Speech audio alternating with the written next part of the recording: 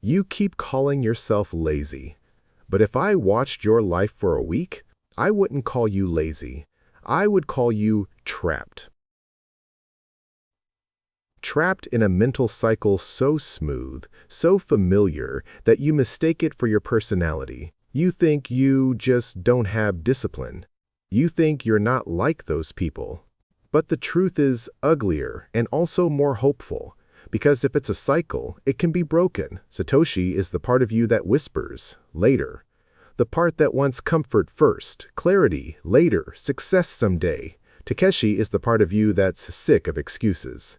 The part that sees the hours leaking out of your hands like water. And today, they're both in the room, because you can't keep living split in half. Let's name the prison before we talk about the escape.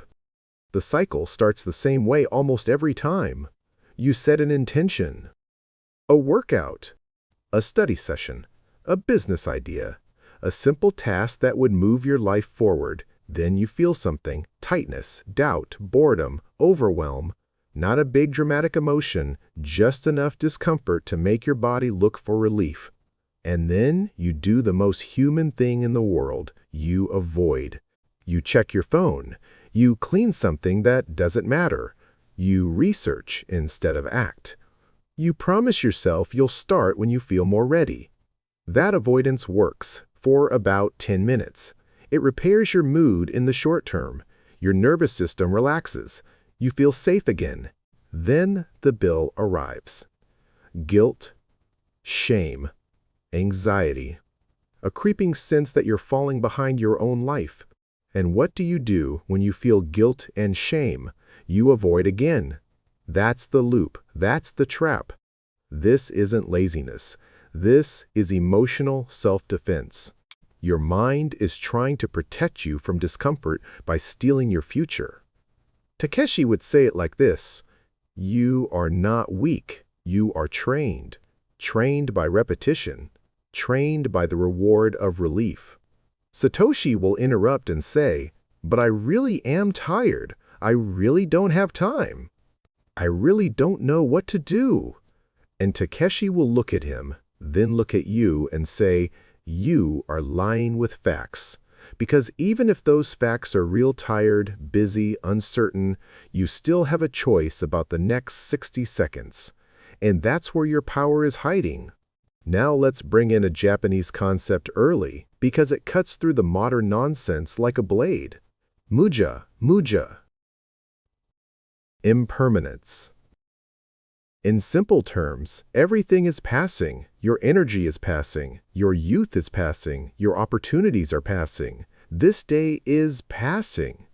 And the problem is, the cycle makes you live as if you have infinite tomorrows. You don't. Think about that for a moment. You tell yourself you'll change soon, but the loop is designed to keep soon permanently out of reach.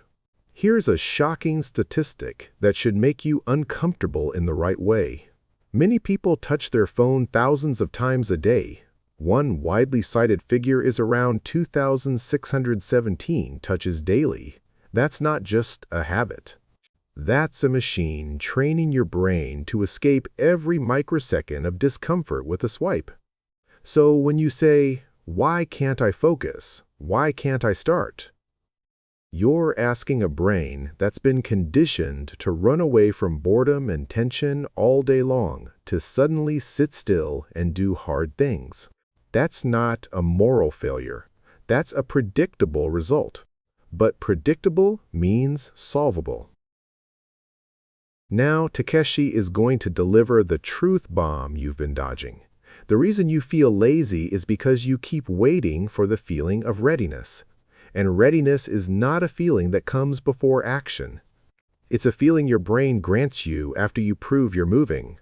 Satoshi will protest, so what? I should just force it, just grind. No. You don't need more force. You need a new loop. You need to replace the avoidance cycle with a discipline cycle. And we're going to do it using a simple structure. Notice, name, narrow, move. Before I explain it, I want you to see the contrast clearly. The old cycle is wide and foggy. You feel discomfort, you don't understand it, you escape it, you feel worse, you escape again. It's like walking in circles in a dark room and calling it life. The new cycle is narrow and deliberate. You feel discomfort, you label it, you reduce the task to something stupidly small, you move for a short burst, you get evidence, and the evidence changes your identity. That's it. Confidence is evidence. Discipline is evidence. Self-respect is evidence. Now let's install the new cycle. Step 1. Notice. The moment you feel the urge to delay, don't follow it immediately. Catch it at the doorway. Your body will give you signals. Tight chest, restless hands, urge to grab your phone, sudden interest in meaningless tasks. You're not broken, you're predictable. Step 2. Name. Say it plainly, in second-person language, like a coach talking to you. You are feeling discomfort. Not, I'm lazy. Not, I'm doomed. Not, I'm behind. Just, you are feeling discomfort. This is important because labeling breaks the spell. It creates distance. It turns a storm into weather. If you want a simple model for why this matters, look at the CBT triangle: thoughts, feelings, and behaviors reinforcing each other. When you change the behavior, you can change the feeling. When you change the thought label, you can change the behavior. Step 3. Narrow. This is where most people fail. They try to restart their life in one heroic burst. They set a 2-hour plan. They make a list of 10 tasks, and their brain panics, so it escapes. Instead, you narrow the task until your brain can't justify running. If it's writing, narrow it to 3 sentences. If it's studying, narrow it to 1 page. If it's cleaning, narrow it to 1 surface. If it's exercise, narrow it to 5 minutes of walking or 10 push-ups or putting on your shoes. This is not you being small. This is you being strategic. You're slipping under the alarm system. Step 4. Move. Set a timer for 7 minutes. Not because 7 is magical, because it's short enough to start, long enough to create momentum. For 7 minutes, you do the narrow task. No switching, no checking, no negotiating. When the timer ends, you're allowed to stop. But here's what usually happens. You won't want to stop, because starting was the hard part. The loop was the enemy. Once you're moving, your brain calms down. And then the real shift begins. Your identity changes from someone who plans to someone who acts. Now, Satoshi will still try to sabotage you with a very specific trick. He'll say, "Okay, I'll do it, but only when I feel good." Takeshi will answer, "Then you will only live on good days." Unshakable people don't wait for good days. They use bad days as training. This is the new mindset I want you to adopt. And it's Japanese in spirit, even if the words are simple. Your mood is not your master. Your next action is your master. Because Mujō impermanence means this mood will pass anyway. The question is, will you pass with it, or will you move through it? Now we need to talk about the final piece, why accountability and self-compassion both matter and why people confuse them. If you only use harshness, you'll rebel. You'll burn out. You'll binge comfort and call it recovery. If you only use softness, you'll drift. You'll forgive yourself into stagnation.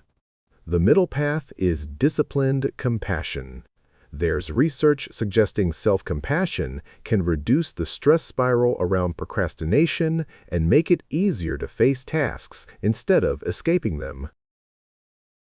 Source. So here's what disciplined compassion sounds like. It does not say, "It's okay, you don't have to change." It says, "You're struggling and you're still responsible." It's not a hug that puts you back to sleep. It's a hand that pulls you to your feet. Now I want to make this painfully practical by walking you through what tomorrow morning should look like, because the cycle usually owns your mornings. You wake up, you feel that mild dread, that heaviness, the sense that life is already behind. Old loop, phone, scroll, avoid, rush, regret. New loop, notice the urge, name the discomfort, narrow the task, move for 7 minutes before you touch your phone. If you want to understand the mechanics, think about habit loops.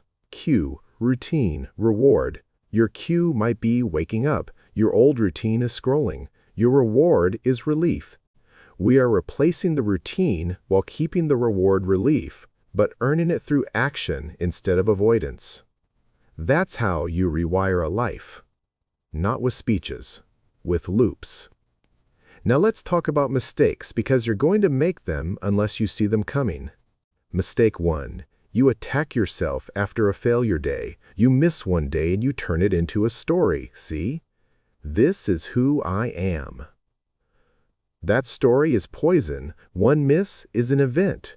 2 misses is a pattern. Your job is to return immediately.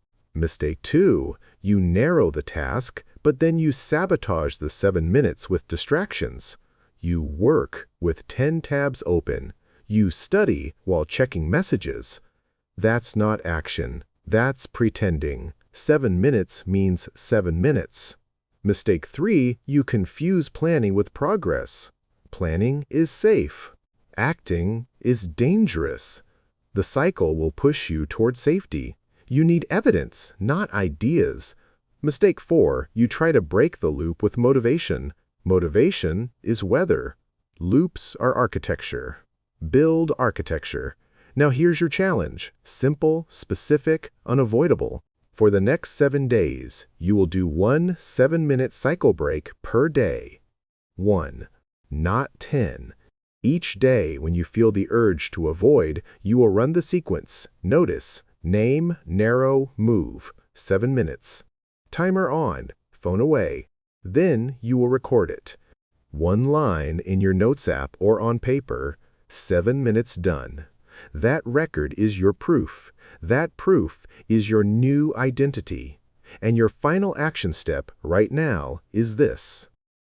Pick 1 task you've been avoiding, the smallest meaningful one. Narrow it until it feels almost stupid. Set a timer for 7 minutes as soon as this ends, and do it. No waiting. No more. I'll start later. Because later is the kingdom of Satoshi, and you're not living there anymore. Tell me in the comments, what is the exact loop you get stuck in most often? Is it phone scrolling, perfectionism, fear of failure, or overwhelm? And what's the 1 task you're going to do for 7 minutes today?